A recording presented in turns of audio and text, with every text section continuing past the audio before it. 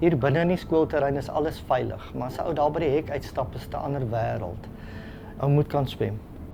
Water bly altyd 'n gevaar. Jy dink jy's veilig en dan skielik is jy in 'n groot moeilikheid en dan moet jy jou kan handhaaf.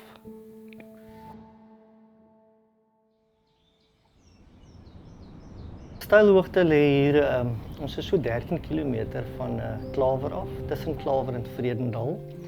Ons het in 2023 is ons aangewys as die tweede beste inklusiewe skool in die land.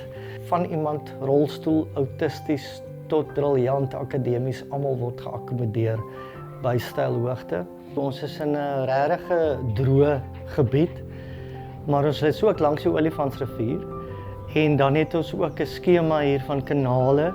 En hier by ons raak dit baie dae oor 40 grade. En dan soek 'n ou koelte en jy soek water en dan spring jy sommer maklik in die kanaal of jy spring in die rivier en dit vind gereeld plaas dat hier verdrinkings is in ons area. Eendag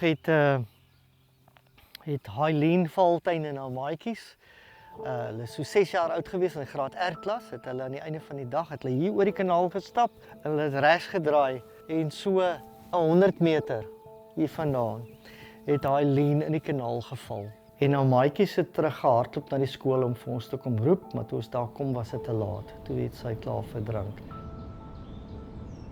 Dis een van die blommetjies in Namakwa-land wat baie vroegtydig gepluk is en dit was 'n geweldige emosionele ding vir die gemeenskap en die skool. Baie van ons leerders en hulle ouers self het al mense verloor wat in die kanaal of in plaasdamme of selfs in 'n rivier verdrink het, juis omdat hulle nie kan swem nie. Ek het 'n telefoonnommer gekry en ek het die NSRI gebel en dit was 'n wonderlike sameloop van omstandighede. Binne 2 maande het ons skielik daai swemsentrum hier. Ek kan nou nog nie glo ons het dit nie. Toe hy deure oopgaan en ons stap daarin en ons sien wat alles daar is en hier kry ons nog 'n lewensredder ook.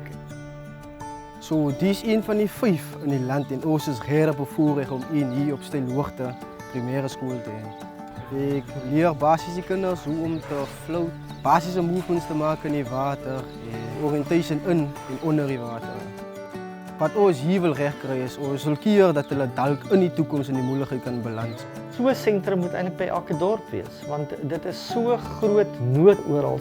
Daar's baie kinders wat dit baie geniet, maar nou kry jy ook van die kinders wat 'n bietjie van 'n vrees het vir die water.